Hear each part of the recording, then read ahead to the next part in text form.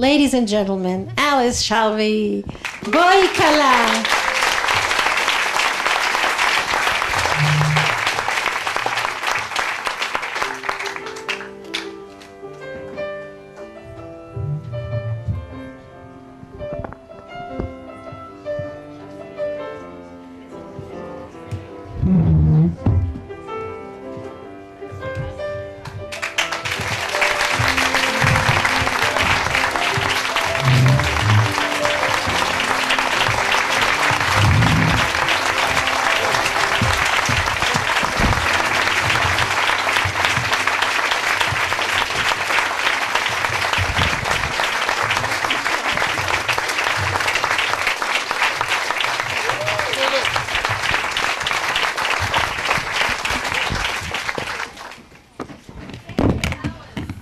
My name is Anat Hoffman. I just learned it's called an MC. I want to invite my colleague and my friend, Michal Baruch Alfasi. בבקשה.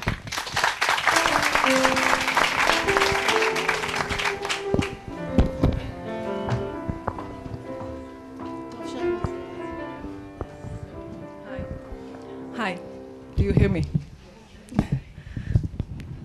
Dear Alice, I want to tell you and everyone who is here today how the meeting with you and the Israel Women's Network changed my view of the world and pushed me to want to make a difference in my life and the lives of women like me, and get me, although a little bit late, to an academic and personal success. I'm 47 years old, and only recently I finished my first degree in law. As a single parent to two wonderful daughters, without money and support, only now I could afford myself to fulfill my dream to study, to become an attorney so I can help women and represent their interests. I started working in the Women's Network 15 years ago as an administrative secretary. You, Mrs. Leslie Sachs, the director at the time, the lawyers, appeared to me then so exalted, so heroic. I felt that I was different from you. But you all didn't make me feel different. When I used to come to your house on office matters, you and Moshe always welcomed me with warmth and joy, as I was one of your family members. I think that until that time, I experienced my life as if through a curtain, a little bit transparent. I never really understood what I saw behind this curtain, but I felt something wrong in the way I was brought up and the way I'm living my life. I didn't understand that, in fact, all my life I was worth less because I'm a woman. I grew up in a house where it was clear what kind of role was expected of the women. My dad told me from an early age that my mission in life is to get married, to serve my husband, and to raise children. My mother left her parents' house in Morocco with her two sisters and immigrated to Israel at the age of 10. She graduated only elementary school. She got married at the age 16. I got married, of course, to a man who came exactly from the same mentality. All my attempts to go and study were blocked by him. But I wanted to study. I wanted to study so hard. When the Women's Network closed its office in Jerusalem, I joined the course of the Jerusalem Bureau of Employment for Unemployed and studied computer communication. After finishing the course, I started working as a computer technician and a system administrator at the Israel Religious Action Center. I continued to improve myself in the area until I was one of the few women in the country who worked in that field, which is still considered to be masculine. But to me, it was not enough. I remember that what I had seen in the Women's Network. I knew I had something to contribute to society. I knew I wanted to upgrade my life and to be a model for women like me. I knew that without a formal education, I cannot do it.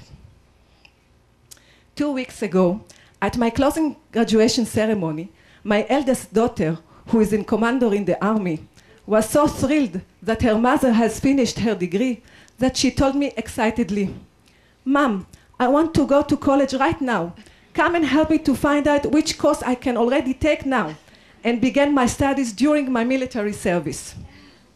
I was so happy to hear that because I knew I had given her the inspiration. She will do things right, in the right time, in the right way. I broke the chain of ignorance.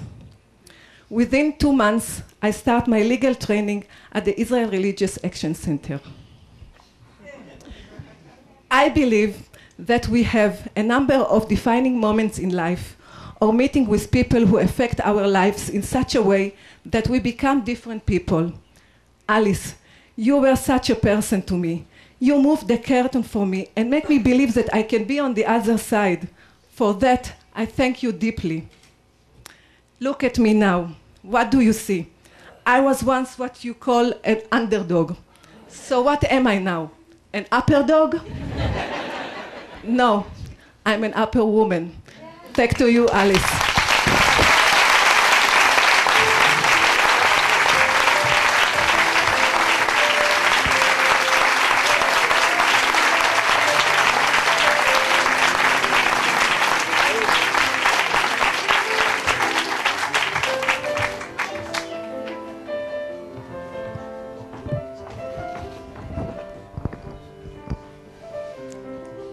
She'll be an attorney with a heart, and we're really looking forward to her working with us. Both Alice and I live in Bet HaKerem. Last Wednesday, I saw Alice leaning on the rail in Kikar Denia. "How are you?" I asked my neighbor. "True it is, but we have seen better days," she says. Having known Alice since I've been 2, I can tell Shakespeare when it's spoken to me. "Where is this from?" I ask. Without missing a beat, it's from As You Like It, Act 2. So this is Alice in a nutshell. Standing in the blazing Israeli sun, raining the English of Shakespeare, and teaching me something new in a 30-second interaction. As a troublemaker myself, I discovered that Alice has been there first in every social change I endeavored to do in Israel. You embody a winning combination of pioneer, prophet, and a person with sensible shoes. You are the perfect guide. You are the perfect guide. And you are able to prepare the hearts for battle. We few, we happy few, we band of sisters. You make your followers feel proud of being burning matches, lighting the path together in a national blackout. It's true that the path is wiser than those who walk it, but you are wiser than the path since you have the courage to stray out of it and the impatience to know when to stray. As our guide, you always carry your compass with you. Your compass is your unrelating conscience. In fact, in Hebrew, the word compass, matzpen, and the word conscience, matzpun, come from the same place, the place that means direction. Some of us, however, would be a lot happier without having a conscience. But yours seems to work overtime, and you would probably say, "Can one desire too much of a good thing?" You know where that's from? That's also from As You Like It. But this is Act 4. I read the damn thing.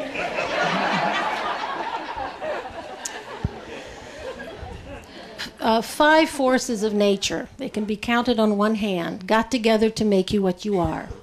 Your yeckiness, your German birthplace. Alice Hildegard? Help. Really? Your yeckiness is a source of self-discipline and perfectionism, and only a yeke will be a friar enough to volunteer as a principal for 15 years. That's not local. Your Englishness, which imbued you with cultural wealth, unsurpassed command of the English language, a historical perspective, and a lack of appreciation of gourmet food. But it's this English upbringing that made your home a place of wonderful art and divine music.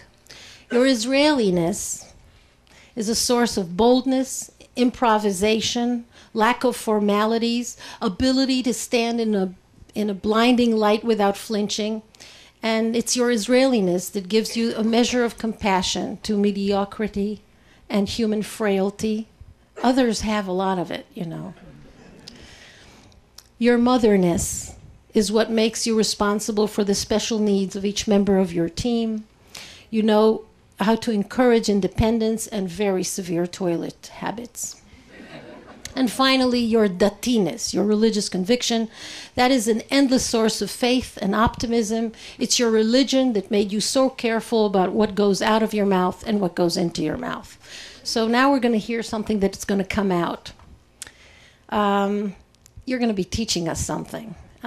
Israel was truly waiting for Nola Chadasha like you.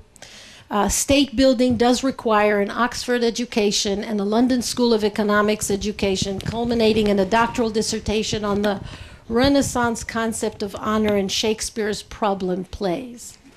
I don't know how much Renaissance you found in Israel and how much honor, but certainly a lot of problem plays. And let's take a moment to experience you as a Shakespeare scholar.